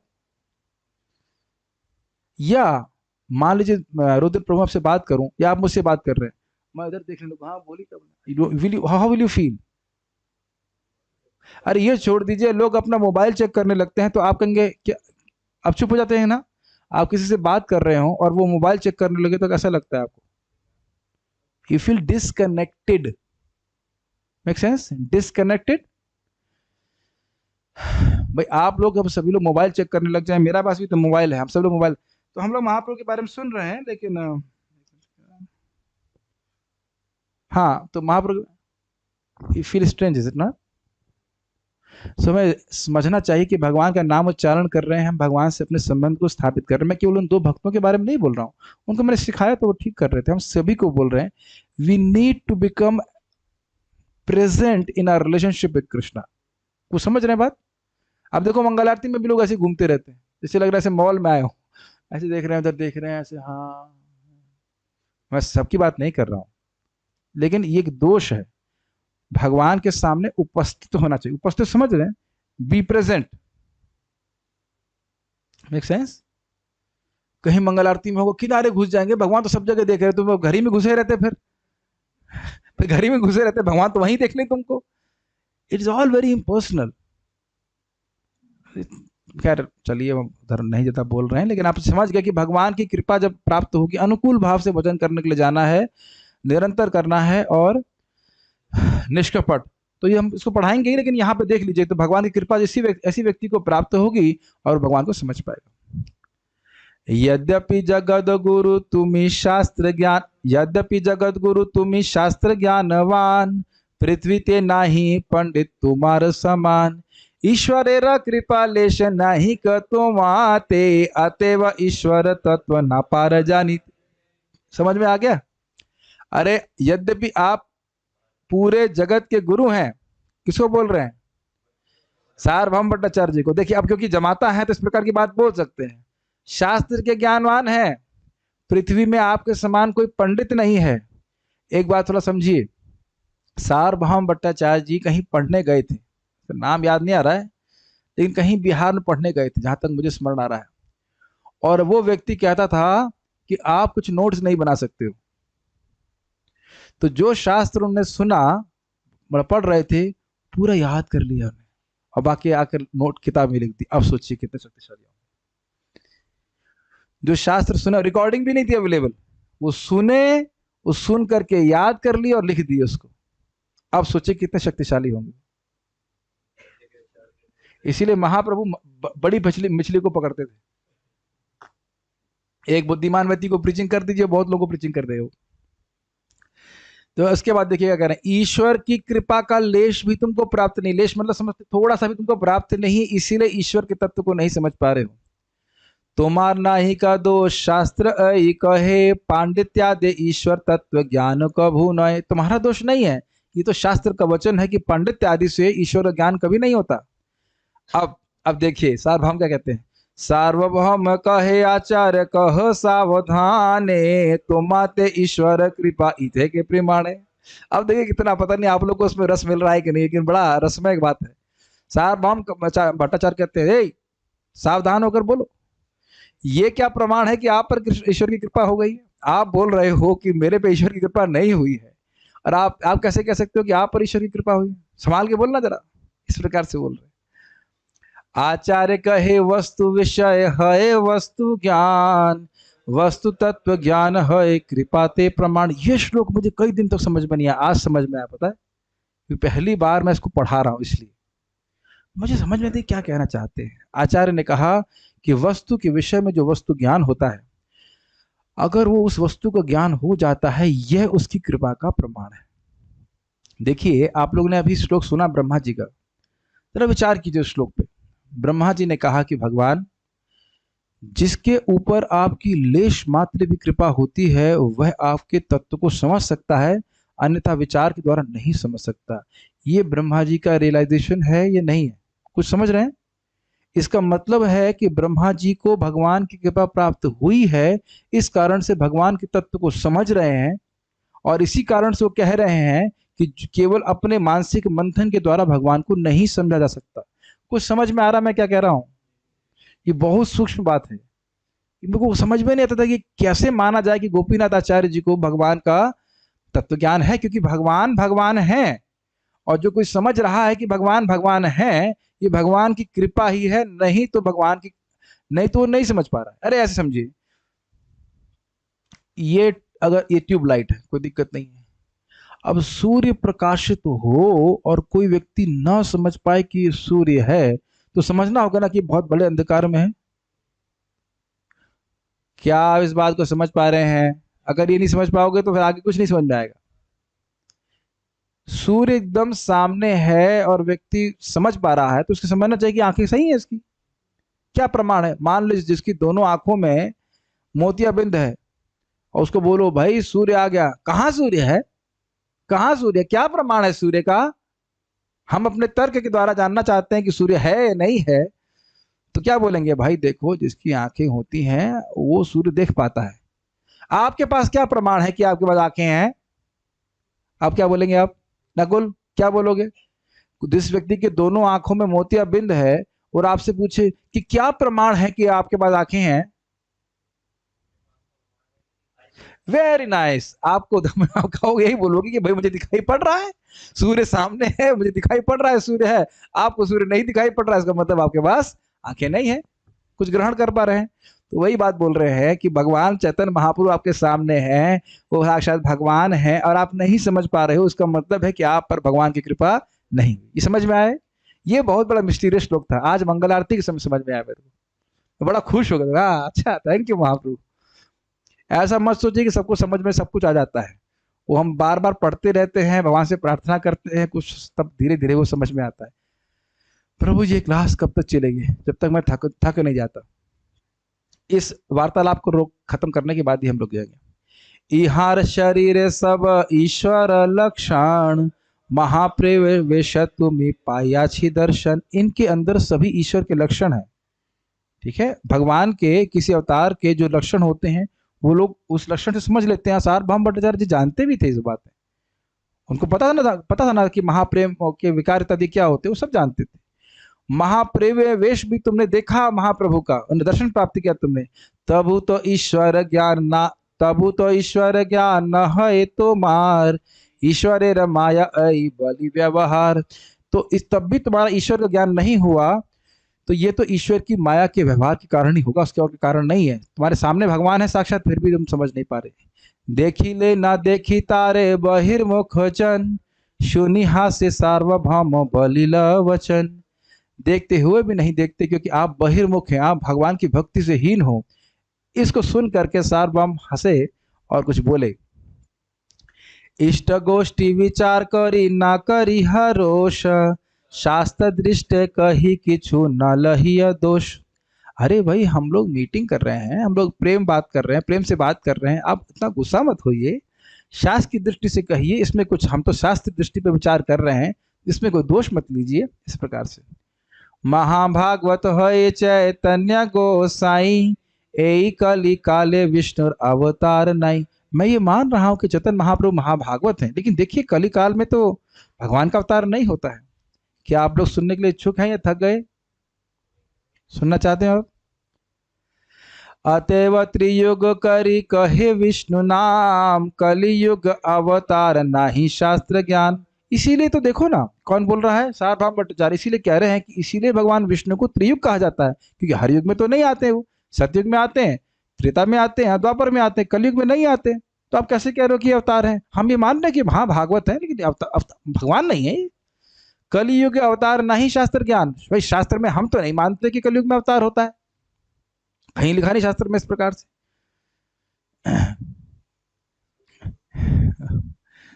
एक बार एक परिवार वाले आए, उनका लड़का चला गया कहीं बाहर छोड़ करके, तो उनकी बहन मुझसे झगड़ा करने लगी, कहाँ लिखा है शास्त्र में कि भगवान का भजन करो, माता पिता को छोड़ दो,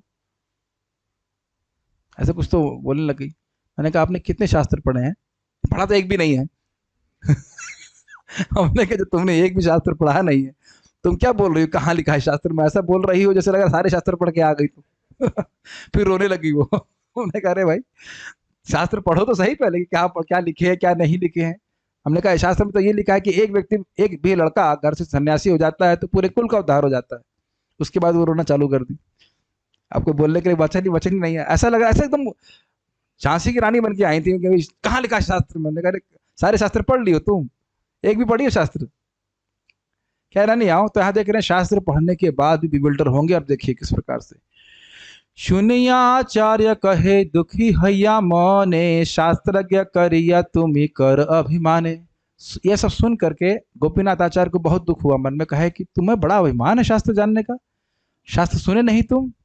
भागवत भारत दुई शास्त्रे प्रधान, सेई दुई ग्रंथ वाक्य नहीं अवधान। श्रीमद् भागवत और भारत मतलब महाभारत, ये दोनों शास्त्रों में प्रधान शास्त्र हैं। इन दोनों ग्रंथ के वाक्यों को क्या आपने सावधानी पूर्वक नहीं श्रवण किया? क्या आपने ध्यान नहीं दिया?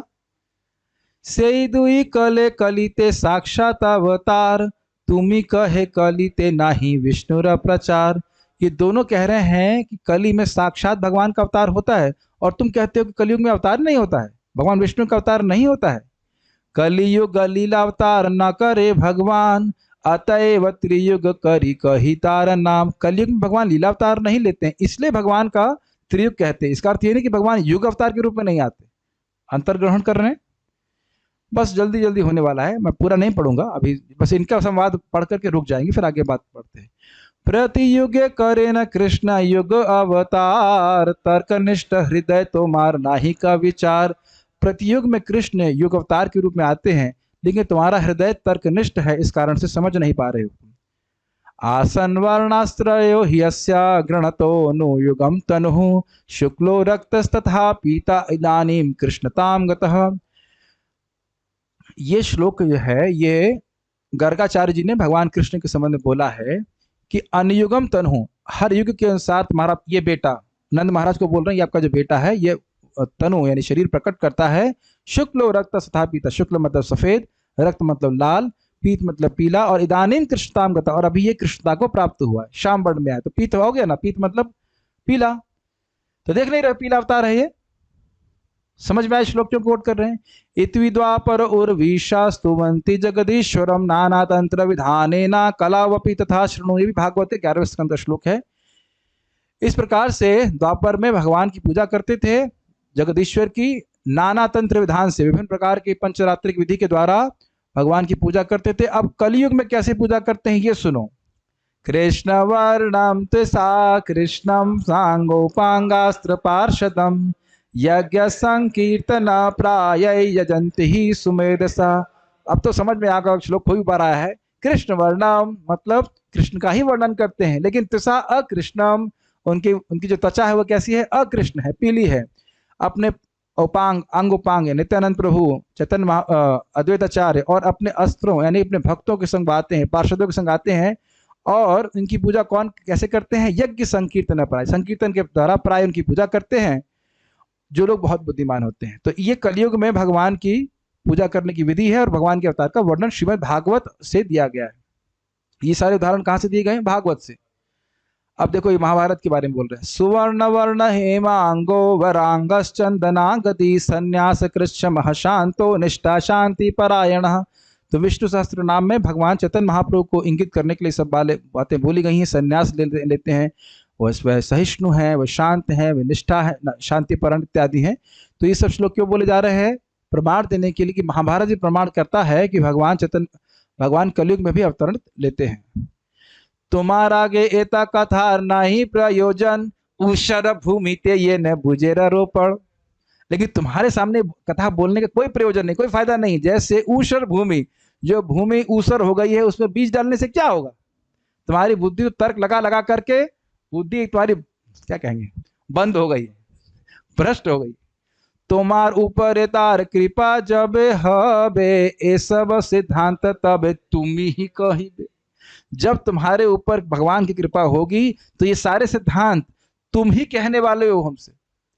ये बात ध्यान रखिएगा कि कुछ समय के बाद कल महाप्रभु की कृपा इनके ऊपर होने वाली है। आज तो नहीं हो पाएगी, आज समय कम है, कल कृपा करवाएंगे भाव। कल तक थोड़ा उसको पढ़ के रुकेंगे। तुम्हारा ये शिष्य कहे कुतर्क नानावाद, इहार की दोष ए माया प्रसाद। तुम्हारे जो शिष्य हैं ये कुतर्क कर रहे हैं, नाना प्रकार के वाद प्रस्तुत कर रहे हैं, इनमें इनका क्या दोष है? यह तो सब माया की कृपा है। मायावादी भाष्य सुन है सर, तो माया और प्रसादी, तो माया की कृपा इन लोगों के ऊपर है, इसीलिए इस प्रकार से बोल रहे। देख रहे कटाक्ष कर रहे हैं। यच्चक्तयो वदतं वादिनां वै विवाद संवाद, भुवो भवन्ति कुर्वन्ति चैषां मुहुरात्म मोहम, तस्मै नमोऽनंत गुणाय भूम्ने। ये जहां तक मैं समझ रहा हूँ 8वें स्कंद से है ना, 6वें स्कंद से है ये, वो उनका होगा 6.5। ये प्रार्थना करते हैं, दक्ष प्रजापति प्रार्थना करते हैं, उनकी प्रार्थना सही है। तो जिनकी शब्द क्या लिखा है, यद शक्तयो 108,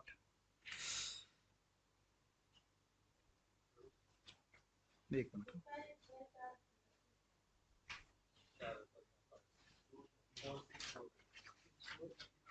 हाँ जी। मैं उन पूर्ण पुरुषोत्तम भगवान को सादर नमस्कार करता हूँ जो असीम गुणों के से संपन्न है और उनकी जिनकी विभिन्न शक्तियां वाद विवाद करने वालों के बीच सहमति तथा विरोध लाने वाली हैं। इस तरह वाद विवाद करने वाले दोनों पक्षों के आत्म साक्षात्कार को माया पुनः पुनः आवृत करती रहती है। ये श्लोक क्यों रख रहे हैं, समझ में आ रहा है। भगवान की ही माया एक दूसरे के बीच में वाद विवाद कराती है और लोग समझ नहीं पाते कि सच्चा सत्य क्या है। वो तो भक्तों की कृपा से व्यक्ति समझ पाता है। युक्तं च सन्ति सर्वत्र भाषन्ते ब्राह्मणा यथा माया मदीयम उद्गृह्य वदताम किम नु दुर्घटम। प्रायः सभी क्षेत्रों में विद्वान ब्राह्मणों के वचन मान्य होते। जो बुद्धिमान व्यक्ति है वो जो बोलता है उसको लोग स्वीकार कर लेते। शास्त्र कौन पढ़ता है? जो मेरी बहिरंगा माया की शरण में आता है और उसके वशीभूत होकर बोलता है उसके लिए कुछ भी असंभव नहीं है। भगवान के वाक्य हैं, कह रहे हैं जो कुछ भी व्यक्ति वो इस प्रकार से बोलते हैं, अलग अलग बात प्रस्तुत करते हैं, लोग स्वीकार कर लेते हैं, कुछ भी असंभव बात नहीं। तबे भट्टाचार्य कहे जहाँ गोसाईर स्थाने आमार नामे गण सहित कर निमंत्रण। तब भट्टाचार्य ने कहा जाओ गोसाई के स्थान पे जाओ, महाप्रभु के स्थान पे जाओ, मेरे नाम से उनको अपने गण उनके सारे पार्षदों सहित निमंत्रण करो। प्रसादानी तारे कर हाँ आगे भिक्षा पश्चात आसी आमारे कराई यह शिक्षा। प्रसाद के लिए उनको व्यवस्था करिए, भिक्षा के लिए इनको बुलाइए, उसके बाद हमको आप शिक्षा दीजिएगा करके। तो उसके बाद थोड़ा एक दो श्लोक पढ़ते हैं और। आचार्य भग्निपति शालक भट्टाचार्य निंदा स्तुति हास्य शिक्षा कराना आचार्य। यानी कि सार्वभौम भट्टाचार्य के बहन के पति थे, तो शालक भट्टाचार्य जी साले हुए ना उनके, गोपीनाथ आचार्य के साले हुए ना, इसलिए कभी कभी भट्टाचार्य निंदा करते उनकी, कभी स्तुति करते, कभी हंस के शिक्षा देते सार्वभौम भट्टाचार्य जी को। आचार्य सिद्धांत मुकुंदेर हैल संतोष भट्टाचार्य वाक्य मने हैला दुख रोष। गोपीनाथ आचार्य के सिद्धांत को सुनकर मुकुंद को बहुत संतोष हुआ, बहुत अच्छा लगा, लेकिन भट्टाचार्य के वाक्य को सुनकर के उनके मन में बहुत दुख हुआ। गोसाई रे स्थाने आचार्य कैला आगमन भट्टाचार्य नामक तार कैला निमंत्रण। तो चैतन्य महाप्रभु के स्थान में आकर के आचार्य आए और उन्हें भट्टाचार्य के नाम से उनको निमंत्रण दिया। ठीक है, थोड़ा पढ़ के थोड़ा रुकना पड़ेगा, उसके बाद में चारों थीम चेंज होगी तो वहां रुकता हूँ। मुकुंद सहित कहे भट्टाचार्य कथा भट्टाचार्य नाम तारे कैल निमंत्रण। सॉरी क्या बोल गया मैं, आगमन। गोसाई स्थाने आचार्य कैल आगमन भट्टाचार्य नाम तार कैल निमंत्रण। महाप्रभु के स्थान में आकर के गोपीनाथ आचार्य ने उनको निमंत्रण दिया, उनके स्थान पे आए और भट्टाचार्य के नाम पर उन्हें उनको निमंत्रण दिया। हो गया।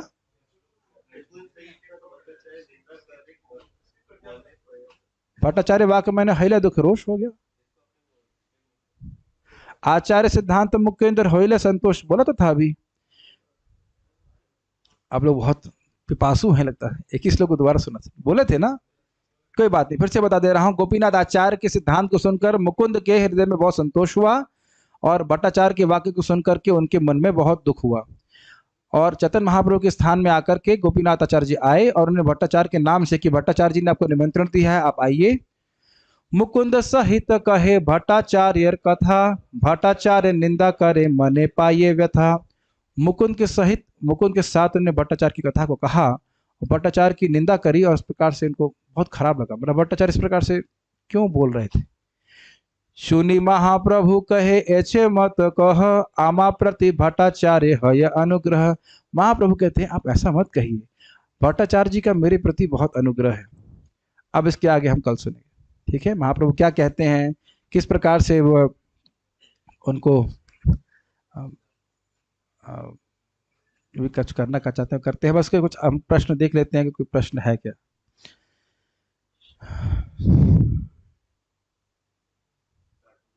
वॉइस चेक कर लीजिए, वॉइस चेक।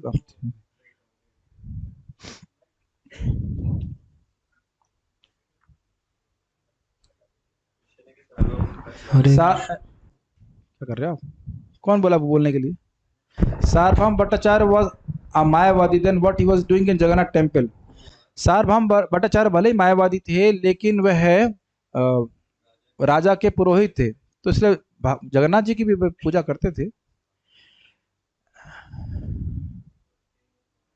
हम तो पागल ही हो जाएंगे, हम तो पागल हो जाएंगे। क्यों पागल हो जाएंगे पता नहीं। अच्छा, खुश हो रहे हैं आप? अच्छा, अभी हम लोग पागल होने में टाइम लगेगा। हम बहुत सब, चलिए ठीक है। अरे भाई, और कोई प्रश्न नहीं ना आज?